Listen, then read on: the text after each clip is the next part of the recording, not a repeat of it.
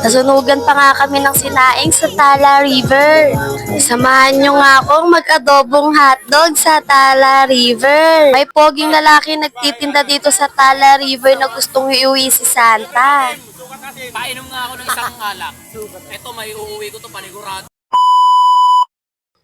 Hi baby! So today, ito yung part 2, yung mga naging kaganapan namin sa Tala River. Nakapagpahinga na nga ako niyan, kaya naman iniwa-hiwa ko na yung mga hotdog. Inuna ko na nga hiwain yung mga hotdog dito kasi alam ko yung mga bata mamaya magugutom na pag-ahon. Sinabi ko nga dito kay Ikay na mag-aadobong hotdog ako tapos ayaw niyang maniwala na merong ganon. Lahat nga sila hindi makapaniwala na may adobong hotdog. Hotdog pa nga lang to aadobohin ko, baka magulat kayo pag nagluto ako ng adobong footlong. Kung hindi nyo pa nga natitikman ang adobong hotdog pati footlong, itry nyo na dyan sa mga bahay nyo, siguradong patok to sa mga bata. Pati nga yung mga bata namin kasama dito ay makapaniwala na mag-aadobong hotdog ako. May kinuha nga lang ako saglit tapos pagbalik ko may nag-aaway na.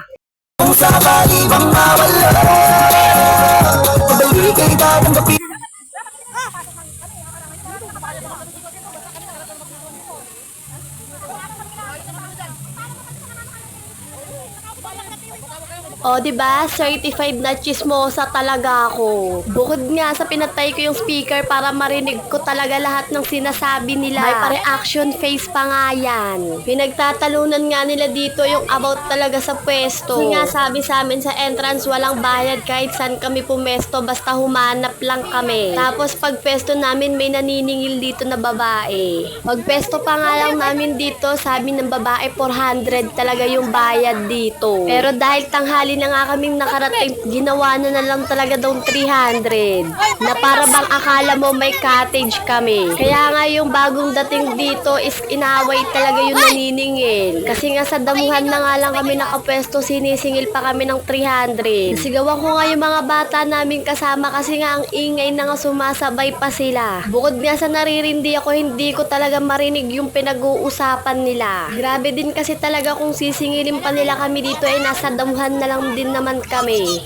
Back to topic na nga tayo. Habang naghihiwa ako ng hotdog, ayan nakasalang na yung sinaing namin. Nasadya ko talagang videohan din yung butane para naman maipost ko siya sa Black App. Magigets nyo talaga ako pag TikTok affiliator na rin kayo. Yung ibang hotdog dito is pipilutuin tapos yung iba naman aadobohin ko. Madami-dami nga rin kasi yung binili nilang hotdog kaya naman yung iba bet ko talaga siyang adobohin. Sinabihan pa nga nila ako dito na naglilihiba daw ako. O kaya naman nakipag-live-in lang kung ano-ano na yung mga luto na naiimbento ko. Sa sobrang libangan namin sa nakikipagkwentuhan tapos sa music nakalimutan ng may sinaing.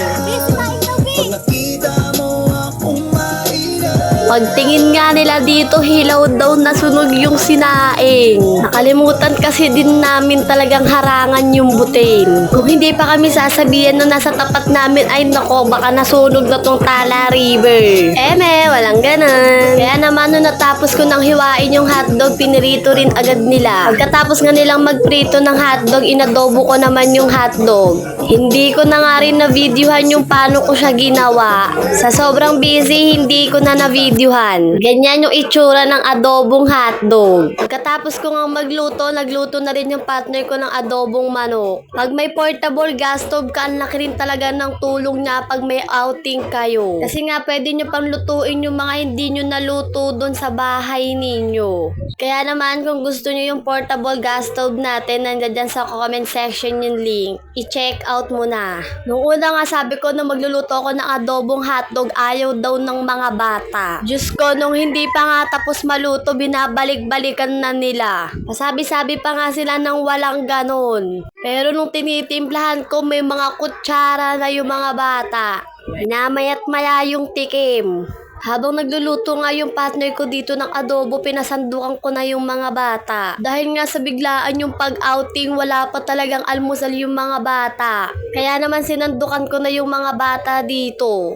Excited din talaga sila ditong kumain. Kung masarap din daw kasing ulawin talaga yung adobong hotdog o masarap lang papakin. Hindi ko na nga rin mapigilang papakin yung pritong hotdog kasi gutom na rin talaga ako. Pati nga si Dexter nakikiyos sa adobong hotdog. Palait-lait pa nga sila nung una sa adobong hotdog na lulutuin ko. O ano, wala kayong masabi sa adobong hotdog ko, no? Walang ganun. Ito nga yung mga kasama ko dito sa Tala River. At ayan nga yung mga nagsabing ano daw yung lasa ng adobong hotdog. No choice talaga sila dyan, gutom kasi talaga sila. Sa sobrang sarap nga ng adobong hotdog, may napaparelaps na mga bata. Na para bang akala mo may mga love life na. Aray ko. Na para bang akala mo hindi nakakadalawa or tatlong dugang sila. Nagmukhang prito na nga yung pansit canton ng merienda namin. Kasi nga iisang kawali lang yung dala. Mas the best nga sa amin yung gantong baon. Yung pansit canton with fries. Sa kalagitnaan nga ng pagluluto namin, nandito na naman yung lalaki. Na para bang kapogi-pogi at kahabol-habol siya. Walang Painom nga ako ganan. ng isang alak. Ito may uuwi ko to panigurado. Uy! Ako nalasing. Sabi mo, di kaya mababae. Kaya ka, boss? Oo. Aba, ba't ako nalasing? Bahala ka, ikaw. Pogi mo. Kung sino pa naman nagpainom sa akin na babae. Buti na lang talaga di ako nagdala. Sorry, hindi siya yung babae na yon. May bakla kami doon. Nakakailang balik na talaga siya sa amin. Tatawa na lang din talaga si tatay yung kasabayan ng magtinda sa kanya. Kaya naman yung inis namin sa kanya, kinanta na lang namin ng batang ina.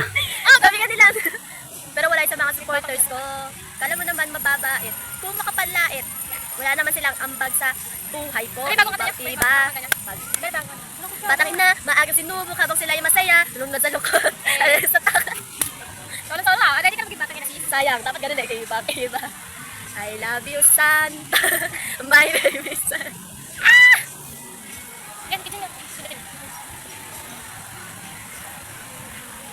O, di ba naglaro-laro na naman siya ng ganda-ganda. Tinuturuan ko nga siya kung paano yung intro ko sa mga gantong senaryo. Outing namin! Intro tayo. Hi, baby. So, today ako mag-i-intro. Siya mag-i-intro. Hi, baby. Hindi ko kasi alam. Outing ba? Hi, baby. So, today, andito kami sa Violent Cavite sa Tala River, guys. Ganda dito, guys. Sobrang labo ng ano nila. Bigla outing to, guys. Ganda na dito. May mga damo-damo pa kasi gilid. Maganda yung view, pero pangit na naglalako dito, guys. Sobrang pogi na naglalako dito talaga. Sobrang hambog na. Sobrang daming tao dito, guys. Sobrang daming ng population. Maraming mga birth certificate ang mga nandito dito. Hindi pa sila dead kasi buhay sila. Kami matanda kanina. Kasi gusto niya, magbayad kami ng 300. Hindi kami nagbayad. Kaya yun, guys. Ayan yung mga suot lang namin, no? Kasi na. Dapat sa birthday na lang ni Santa tayo. Ayan, guys, yung powder ng outing namin, no? Yung mataba na yan, yung malaki. Mga mataba. Ayan, guys. Hindi mo, bayad ka! Bayaters yarn. Sobrang daming tao dito. Sayang, wala dito yung naglalako, guys. Sobrang pogi talaga na pag pinainom daw kami, ay ito. Magdadala daw siya, oh my God. Alam yung mga standards ko pag Lola Pascual. Lola Pascual si Jero. Yes, ang pogi, no? Yes. Shoutout sa inyo, mahal naman kita. I love you so much.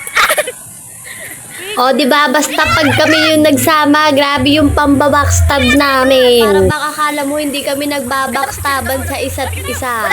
Walang ganan. At dahil nga naglalaro siya ng ganda-gandahan, sabi ko i-model niya yung pitchen. Panis model. Ano na disposable? Ano? Tunggain na lang?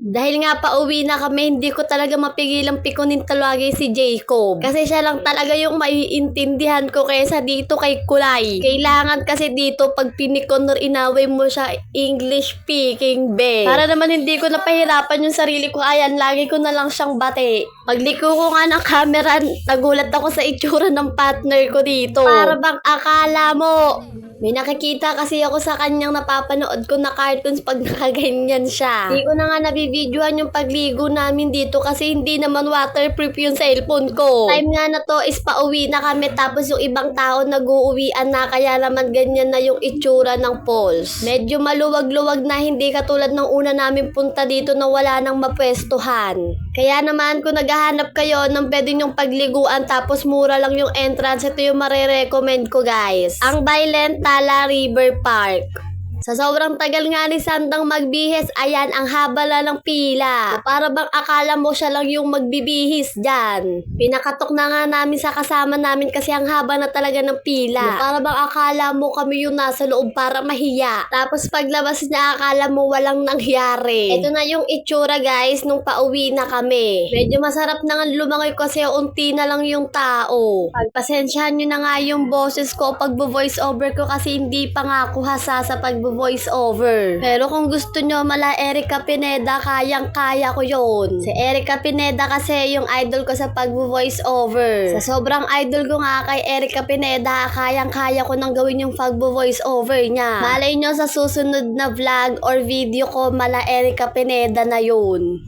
Walang ganon. Sige, itatry natin yung mala Erica Pineda ang atake sa pag-voice over. Sa susunod na video guys, mala Erica Pineda ang atake natin. Time nga na to guys, pagod na talaga ako kasi ang dami ko pa talagang lalakarin. Sa hagdan pa nga lang talagang natatamad na talaga akong umakyat pero no choice kasi wala naman akong pakpak para lumipad. Mga kasama ko nga dito bukod sa pagod sila lumangoy, napapagod na rin daw talaga silang umakyat. Tapos medyo mahaba-haba din yung biyahe namin. Hindi na nga kami medyo nagpagabi kasi ang tirik talaga ng daan tapos delikado pa. Kasi baka mamaya mawalan ng gas or masiraan kami, walang tutulong sa amin. Kasi nga grabe yung daan dito sa Bailen. Pag uwi nga dito medyo may chismisang naganap. Kasi nga buti daw dito kami nagparking sa kabila kasi mura lang yung bayad. Kasi kung dito daw mismo kami nagparking sa pinaka-entrance, sobrang mahal talaga ng bayad. Bukod sa parking fee, may environmental fee daw pag sinisingil pag sa entrance ka mismo nagparking. May buntis nga kaming kasama dito, tas kabuanan niya na. 3cm na kasi siya nakaraan, bale yung 3cm niya nag-stay sa 2 weeks. Sabi ko nga kung manganganak siya, mapapa-waterbirth tapos ako yung magtatahi sa kanya. Ang gagamitin ko nga sa kanyang pagtahi pag nanganak siya yung braided line pati yung fishing hook namin. Walang ganan. Di talaga nauubusan ng energy to guys. Kami talaga magkasama punong-puno ng kalokohan at hindi kami nauubusan ng energy. Walang katapusan ng pag-akit namin dito, guys.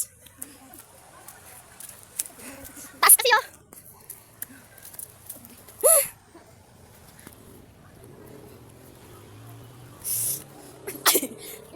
Imbes mag-enjoy ito, nag-enjoy sa pagod. Alam mo yung payat dito, lalo pang papayat. Sobrang tirik ng daan. Ewan ko lang.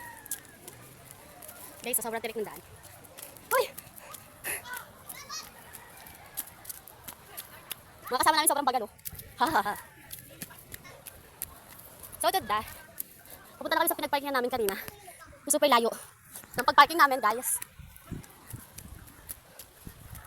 Maganda yung view na.